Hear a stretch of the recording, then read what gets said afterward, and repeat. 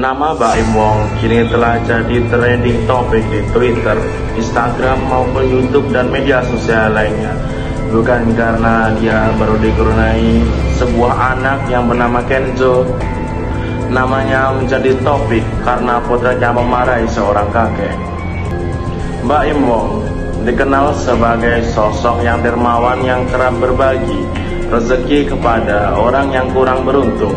Namun, satu momen ini membuat masyarakat sangat kecewa dengan tindakan Baim Wong.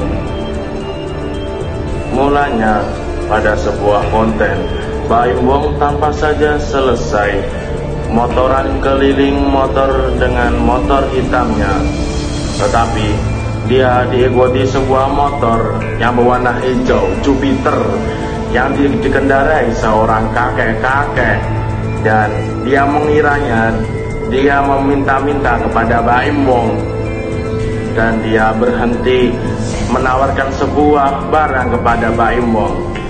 Lalu Baim Wong memarahinya karena mengiranya mengemis dan dikira mengikutinya dari tadi. Dan ujar seorang kakek, "Saya hanya jualan di sini dan ingin menawarkan kepada Anda." Mendengar hal itu, Baim Wong meresponnya dengan nada sedikit tinggi atau ngegas. "Ngikut-ngikutin saya dari beberapa kilo. Ngapain Anda? Jangan ngemis-ngemis. Lihat tuh, ojek online. Kerja, jangan ngemis." Lalu Baim Wong menunjuk kepada ojol tersebut, dan Baim mengabaikan seorang kakek dan menghampiri ojek online yang sedang mangkal di sekitar rumahnya. Lalu Baim lantas mengambil sebuah uang di sakunya dan lalu membagikan kepada ojek online tersebut.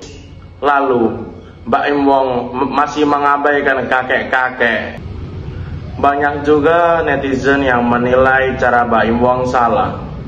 Kasus Rachel V-nya. Selebgram Rachel V-nya akhirnya dijadwalkan diperiksa oleh Polda Metro Jaya Kamis tanggal 21 bulan 10 2021 terkait kaburnya dia dari kewajiban karantina usai pulang dari Amerika Serikat.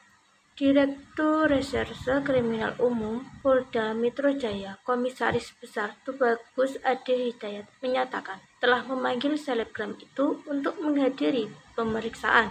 Kaburnya Rachel V-nya dari kewajiban karantina menggegerkan masyarakat. Publik dibuat kesal lantaran banyak dari mereka yang harus menjalani karantina sepulang dari luar negeri, meskipun harus menghadiri acara mendesak seperti pemakaman orang tua.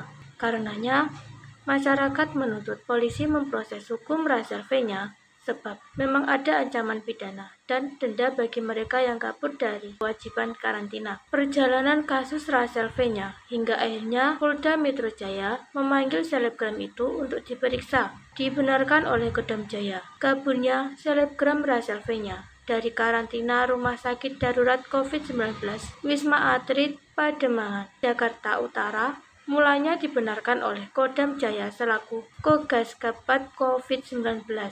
Kepala Penerangan Kodam Jaya, Herwin, mengatakan Rachel V-nya kabur dibantu oleh oknum TNI yang bertugas di bagian pengamanan Satgas COVID-19 Bandara. Dari hasil penyelidikan sementara, terdapat temuan bahwa adanya oknum anggota TNI bagian pengamanan Satgas di bandara yang melakukan tindakan non-prosedural.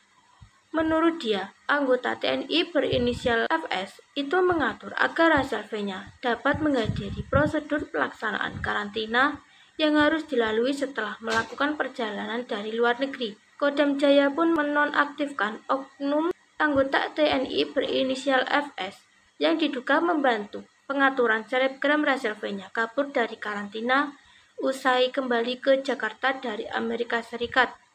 Yang bersangkutan FS sudah dinonaktifkan untuk dikembalikan ke satuan, kata Herwin. Menurut dia, FS dinonaktifkan sejak Kamis kemarin untuk memudahkan proses penyelidikan yang kini ditangani polisi militer.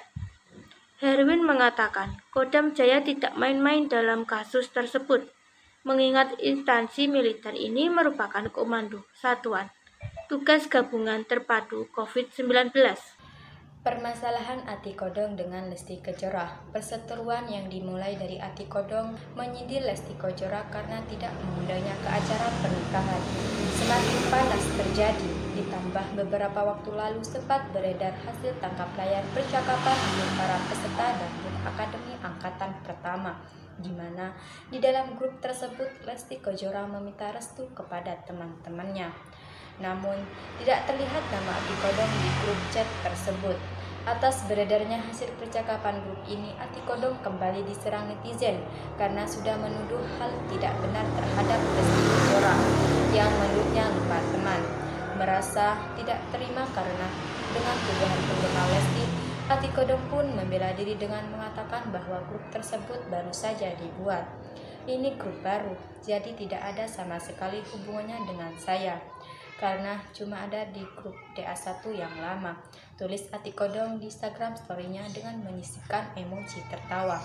Dalam unggahan itu, Ati Kodong juga memasang tampilan chat viral tersebut. Kemudian Ati Kodong mengatakan akan membuktikan bahwa dirinya tidak berbohong. Sabar ya, nanti di PP grup supaya kalian bisa tahu yang berapa grup DA1 chat-chat kita semua lengkap. Yang kecewa siapa, tapi ingat saya tidak pansos Kodong, sambung Ati Kodong. Ati Kodong pun mengunggah bukti lain, yakni pembenaran dari salah satu peserta lain, Adi. Nanti jam 10 akun post chatan di grup karena kebenaran harus dibenarkan, dan memang benar. Tetapi meski nama Lesti Kejora yang menjadi pembicaraan utama dalam permasalahan ini, istri dari Rizky Bilar tersebut sama sekali belum membuka suara mengenai permasalahan ini. Masyarakat modern saat ini hampir tidak mungkin tidak terkena paparan media. Disadari atau tidak, media dengan segala kontennya hadir menjadi bagian hidup manusia. Seiring dengan perkembangan zaman, kehadiran media makin beragam dan berkembang. Media sosial telah banyak merubah dunia, memutarbalikkan banyak pemikiran dan teori yang dimiliki. Tingkatan atau level komunikasi melebur dalam satu wadah yang disebut dengan jejaring sosial atau media sosial. Fenomena yang sedang terjadi terdapat sangkut pautnya dengan teori komunikasi antar budaya. Yang dimaksudkan, manusia adalah makhluk yang berbudaya. Setiap diri manusia diciptakan memiliki pemikiran yang tidak sama dengan apa yang diberikan oleh manusia lain. Dalam teori komunikasi sosial media, bahwa media sosial online disebut jejaring sosial online, bukan media massa online, karena media sosial memiliki kekuatan sosial yang sangat mempengaruhi opini publik yang berkembang di masyarakat.